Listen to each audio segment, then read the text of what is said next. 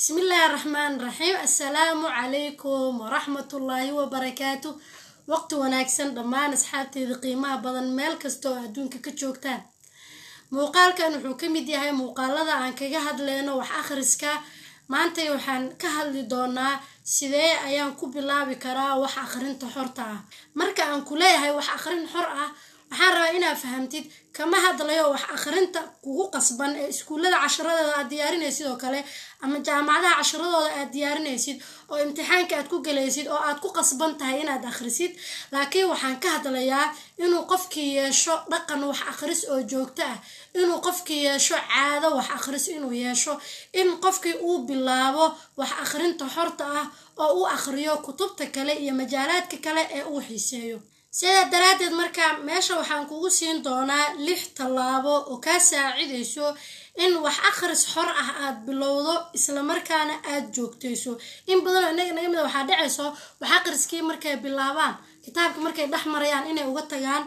sanadka markuu bilow yahay mesela dad badan naga mid ah xamaasada galayso inay wax akhriyaan, inay wax akhriskii wadaan, inay intaas oo kutub akhriyaan, laakiin dhaxay uga tagayaan. waxaan rabnaa marka hadafkeena ugu weyn waxa waaye dhalinyarada iskuulada dhigata, dhalinyarada jaamacadaha dhigta, kuwa dhameeyay in dhamaanteen wax akhrisku uu ka mid noqdo dhaqamada rootiinka noo ah ee caadiga noo ah, inaan wax akhriskii ku dadaalno, inaan dhiiri galino inay dhalinyaradu wax akhriyaan. inta wax akhriskaadu la egyahay ayuu wacyigaadu la egyahay. haddii aadan wax akhrinina wax badan ayaa kaa maqan. saa darteed macluumad saa u hesho, fikrad saa u hesho, aqoon si aad u hesho, si aad maaragtay aad khibrad u hesho,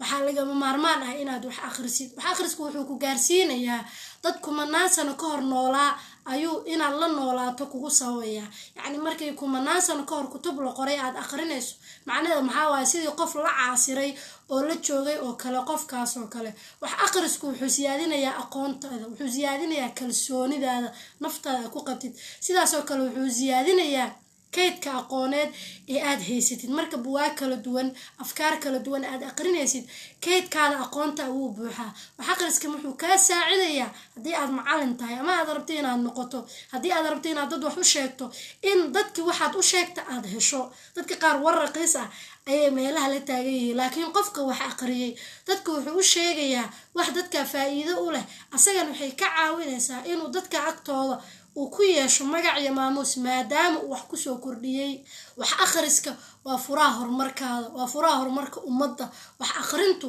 waa caafimaad oo culimada cilmu nafsiga qaarkood waxay wax akhriska u isticmaalaan in lagu daaweeyo cudurro ay ka mid yihiin murugta iyo walwalka iyo depressionka. wax akhriska marka aad barato weligaa wax cidlo la yiraahdo arkiba maysid, xataa haddii aad tahay qof keligii meel ku nool. sababta waxaad la nooshahay waxaan oo kutub ah dadkii qoray ayaad la nooshahay. saa daraadeed marka waxaan rabnaa in wax akhrisku uu caado noo noqdo. muuqaalkeena maanta marka waxaan ugu talagalnay qofkii raba inuu wax akhrintii bilaabo, wax akhris xor ah inuu bilaabo, sida uu ku bilaabi lahaa iyo sida wax akhriskiisa uu u joogteen lahaa. waxaan marka halkan kugu sheegayaa 6 tilaabo ayaan halkan kugu sheegayaa oo kaa saacideyso in qiraa'adaadii aad bilowdid isla markaana aad sii joogtaysid. inta aan laakiin 6 tilaabo guda kalin waxaan rabaa inaad ila fahanto hal qaacid. markasta bidaayaadka iyo bilowgu waa adag yihiin, markasta bidaayaadku waa ascab. yacni hawl kasta marka aad bilaabaysid culays ayaad ka dareemaysaa. hawl kasta markay kugu cusub tahay oo hadda bilaabaysid yacni waxay kaaga baahan tahay inaad la qabsatid. saa darteed it's normal haddii aad wax akhrinayso wax akhrintaada mararka ugu horeysa inay kugu cuslaato, in maskaxdu ay kusoo rajigti garayso, in hurdo badan aad dareento, inaad caajis dareento, in aad dareento wixii aad akhrisay inaad waxba ka haynin. waxaasi oo dhan waa normal. waxaa lagaaga baahan yahay inaadan u istaagin oo jidkii aad hayso, jidkii aad ku taagan tahay. markaad jidkii ku taagan tahay wax akhrintii aad wado joogtayso caado ka dhigato, waxyaabaha markaad bilaabaysa kusoo food saaray oo dhan waa ka daawoobi doontaa. saa darteed waxba ha ka niyad jabin haddii bidaayaadka iyo bilowga ay kugu cuslaadaan. jidka sii hay oo sii dabood ilaahayna tala saaro, iskuna day hawshan aad bilowday inaad ka miro dhaliso. haddaba 6 tilaabood ee kaa saaciday in wax akhris xor ah aad bilowdo isla markaana aad joogtayso. tilaabta koowaad waxaa weeyaan xadid hadafaka min alqiraa'ah. marka koowaad hadafka aad wax akhriska ka leedahay gooy maxaad wax u akhrinaysaa.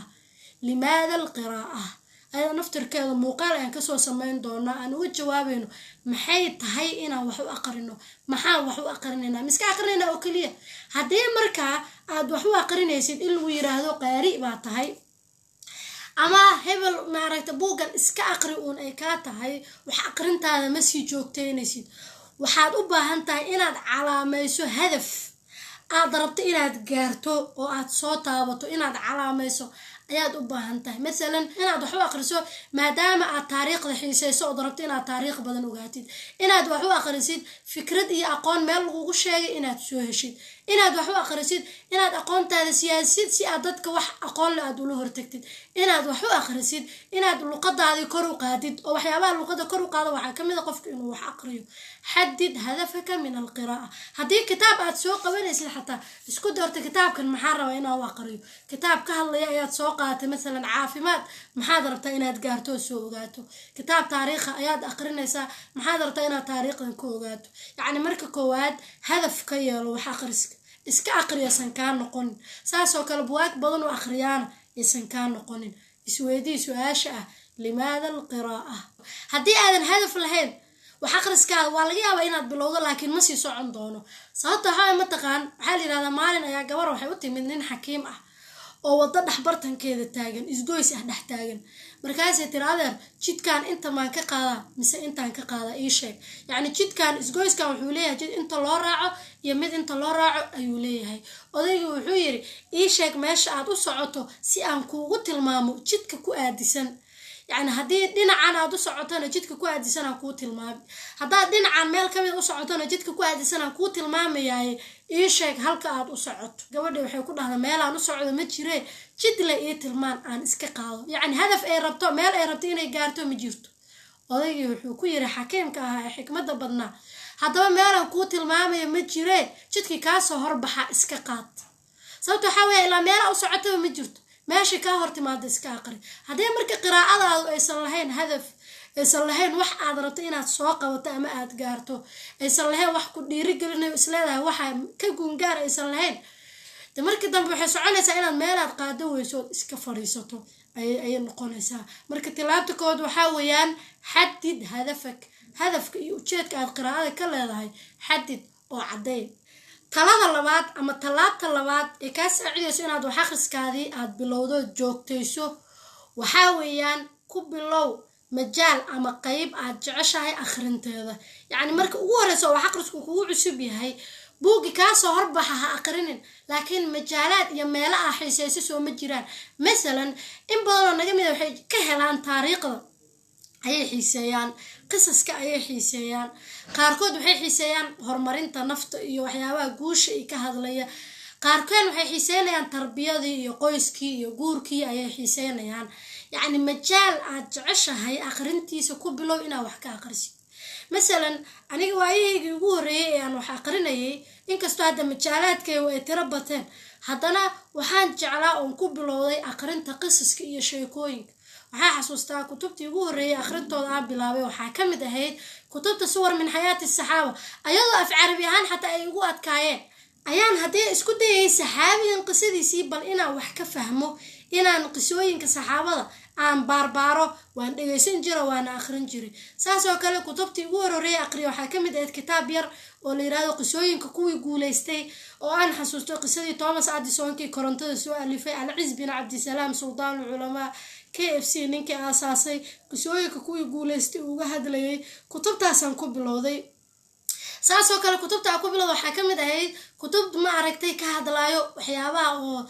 ma aragtay tanmiya daatiya waxa la yiraahdo yani nafta iyo horumarinteeda iyo guusha iyo waxay ahayd bilaab aad iyo aad u fiican yani waxay ahaayeen dhiirigelin waxay ahaayeen xamaas inkastoo hadda majaalaadkaygu aysan u badnayn kutubta tanmiya bashariyada ka hadlo oo inta badan markii aan ku soo bilowday wax akhrinteeda haddana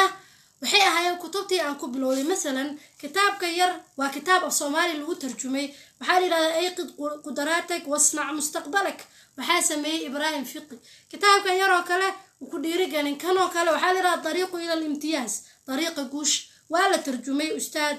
Ismaaciil Tukaale ayaa tarjumay marka kutubtan oo kale ayaan ku bilaaban jiray qisooyinka kuwii guuleystoo kale asaga aqri idaaratul waqti maareynta waqtiga yacni kutubta yaryar ayaan ku bilaabay waxay ahaayeen majaalaad aan xiiseynaya ayay ahaayeen masalan kitaabka waxaa yidhahdaa istamtic bixayaatak waxaa qoray maxamed alcariifi sheekh aa wada taqaanaan kitaab wuxuu ahaa aan xiiseynaya markaas oo masalan sida dadka ula dhaqmi lahayd ibtisaamada dhoola cadaynta maaragta tacaamulka dadka kale ula dhaqmaysa waxyaabahaas uu ka hadlayay hadda marka waxaa samaysaa ku bilaabo majaal aad xiiseynaysid majaal aad danaynaysid hadhow adaa kori doontid wax aqriska sidoo ilmo yaro hadda dhashay oo kale marka kuwa ku bilowdo oo aad joogtayso adiga kori doontid saa darteed laga yaabo hadhow kutub waaweyn oo fikri ah inaad akhrisid ayaa dhici karto saa darteed marka ku bilaabo majaalaad adiga aad xiiseynayso qisooyinka riwaayadaha tanmiyada nafta horumarinteeda maaragta tacaamulka dadka sida loola dhaqmo haddii aad xiiseyso ku bilaabo aad iyo aad ayaa ayagana ku anfacayaan waxay kugu wadayaan inaad jidkii sii joogtayso oo aad jidkii hayso oo wax aqrintii aad sii wado ayay kugu wadayaan talaata saddexaad waxaa waaye aqri safaxooyin gaaban yacni ha iska badanin waxa aad aqrinaysid maadaama hadda aad bilaabanaysid inaad wax aqriso aad hadda bilaabaysid oo aad rabto inaad joogtayso caado ka dhigato inta kitaab soo qaadata hal mar kumanaan safxadood hal mar ha aqrinina 5 safxadood oo kitaabkii ka mid a aqri khalaas 10 safxadood ka dhigo hadhow sii wada 15 safxadood ka dhigo laakiin marka kitaabadii waaweynaa aad ka bilowdo oo aad isku daydo 50 safxadood hal mar inaad dhammayso oo ay ka tahay oo kaliya kitaabkan akhrintiisa dhamay dhibaatay kugu noqonaysaa ku bilaabo marka slow motion ku soco waa sida dhalinyarada dhigi jireen yacni gradually si tartiib ah ku soco 5 safxadood 10 safxadood kutubta size-kooda uu yar yahay ee aad ciyo dhamaynaysid aad iyo aad ayay ku anfacayaan yacni kitaabka masalan size-kiisu uu ku tayibka yahay kitaab yarowga uu yahay masalan 90 safxadood oo kale 100 safxadood oo kale inuu yahay inaad akhrisid waxay ka saaciday inaad dareentid inaad wax akhrisid kitaabka markaad dhamaysid waxaad dareemay wax la yiraahdo ash-shucuur bil injaaz يعني inaad wax sameysay dareemay inaad kitaab dhameysay saadada marka kutubta yar yarna ku bilaabo wax yarna akhri oo ha iska badinin talaata saddexaad marka waa saas talaata afaraad waxa weeyaan wax akhriskaada waxaad la xiriirisaa saacadaha aad ugu firfircoon tahay يعني مثلا waxay dhahaan culimada cilmu nafsiga waxa jir wax la yiraahdo al-irtibaat ash-sharti maskaxdeena waa waxa jiheeyo ma aragto jirkeeno dhan waxa jiheeyo waa marka waxa qarinaynana meesha aan ka shaqaysiinayno waa maskaxdeena saadarteed waxay leeyihiin waxa isku xiran hadii aad wax akhriso adoo maskaxdaada ay daalan tahay ama aysan diyaarsanayn ama hurdo ay ku hayso ama aad hawl badan soo qabatay oo jir ahaan maskaxaana u daalan tahay wax akhriski waa ka cararaysa mana sii joogteynaysid laakiin marka maskaxdaadu ay diyaarsan tahay markaas hadii aad wax akhriso wixii aad akhrisay maskaxdu waxay isku dayaysaa inay qabato saadarteed wax akhrintaada marka ugu horeeyo waxaad ku xirtaa saacaadka nashaadkaada mesela mar aad hurdo ka soo kacday mar aadan zaid u daalanayn mar aadan mashquul badnayn ku aadi wax akhrintaada saacadaha ku aadi saasoo kale waxay leeyahay si maskaxdan ay ula qabsato wax akhrintan isku day saacad maalintii oo kale inaad maalin kasta hal saac oo kamid ah ku aadisid يعني ما راح تصوح أخرسه مر دور أخرسه مر هبين أخرسه مسكحدي وقت جوني ما قوانس سادر تتسي مسكحنا وحنا وقبتوا عادة ودي طبعا إلين وإن تكو أدساء تايم حديدا مثلا صبح مركز هردة كسوق عضو كله ظهر مركز سوق يلوشته سوق عضو عصر ذي يعني تايم كاس إلى أوبد يصير قراءة هذا تايم حديدا وعاد وح أخرسه وقت وح أخرس إنا يلتي سيدا سوق له حليه هي meesha wax ku aqrinaysidna way saameynaysaa yani qaabka wax ku aqrinaysid marka meel wax aqrintii u diyaarsan aad timaado wax aqrinaysid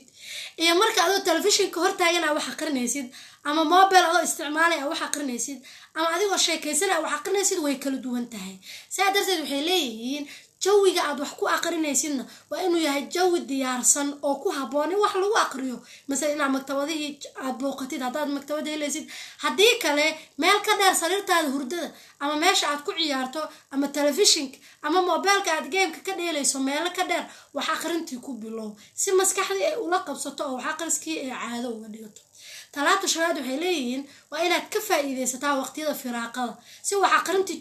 ula qabsato oo aad u joogtayso gaariga inta saaran tahay oo kale hal saacadood laga yaabaa gaariga inaad saaran tahay dhakhtarka inta sugay sidoo kale kulamada iyo barnaamijyada la qabanayo markaa tagtid mesela barnaamijkii 2 saac lagu balamiyo waxa laga yaabaa 4 saac in la imaado meesha 2 saacadood kaaga lumaysa inta mesela aad sugaysid mesela qof aad sugaysid oo ballan aan lahayd yani waqtiyadaas oo kalena ku buuxbuuxi wax aqrinta kitaabkaada yaraa qaado ama mobilka kugu jiro wax aqri ayay leeyihiin talaabta lixaad ee ugu dambaysa waxay leeyihiin si wax aqriska aad u joogtayso oo aad buug iyo laba uga tagin isku day inaad adiga wax is saarto adiga is challenge garayso kadibna adiga aad is abaal mariso sidee mesela waxa leedahay bishaan oo kale waa inaad 2 buug ama 3 buug aqriyo ama waxa leedahay buug kasta marka aqriyo waa inaad khulaaso ama summary ka sameeyo ama Facebook aad soo dhigtid waayigii hore marka wax aqrin jiray waxa sameyn jiray bil kasta buugtii aan aqriyo ayaan ku soo bandhigi jiray safxadeeda Facebook waxaan u bixiyay buugga bisha saadarteed dadkii way ku sugayaan marka bishan buugtaad soo aqrisay markaad soo dhigto waxaad ka fahamtay waxa ka soo faa'iiday bisha kale hadana buugtii aad soo aqrisay markaad soo dhigto waxay ka saaciday inaadan joogsanin sababtoo waxa waaye dadku waxay kaala qabsadeen ay ka rabayaan marka waxa isku dayaysaa waxa islaada wixii aad bilowday dhameystir hawshii aad bilowday dhameystir ugu yaraan hal sano marka saa ku wadid marka wax aqrintii waa la qabsanaysaa يعني waxayna ku noqonaysaa caado ay ku noqonaysaa isku day marka inaad adiga istaxadi garaysid marka adiga nafsadaada wax is saarto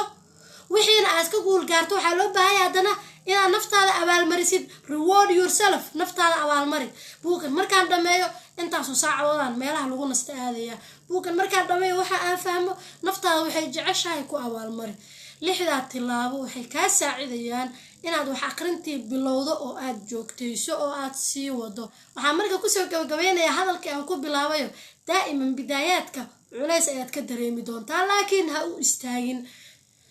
aad iyo aad ay u mahadsantiin haddii ay jiraan su'aalo kale ama waxyaabo kale oo aad wax aqriska ka qabtaan oo aad jeceshahay inaan soo baarno ama aan ka soo hadalno qaybta hoose ee comments-ka nugula wadaag saasoo kale waxaa jira mowduucyo badan oo aan jeclahay maxaan aqriyaa oo kale dadku waxa laga yaabaa inay ku wareeraan maxay aqrinayaan maadaama wixii la aqrinayo tiro bateen saan isku waafajin karaa akhriska waajibkaygu ah jaamacadda iskuulka iyo akhrinta horta ah ama iga mashquuliya oo kasoo jawaabi doonaa caqabadaha wax aqriska naga hor istaagsan oo tiro badan insha Allah waxa isku day doonaa inaan mid uga soo jawaabno hadafkeena marka waxa waaye inaan wax aqriska dhiirigelino dhalinyaradeenuna ay noqdaan dhalinyaro wax aqrisa si dhamaanteen aan u helno faa'iidooyinka wax aqrisku inoo leeyahay aad iyo aad u mahadsantiin aad u idin salaamaya salaamu calaykum wa rahmatullaahi wa barakaatuh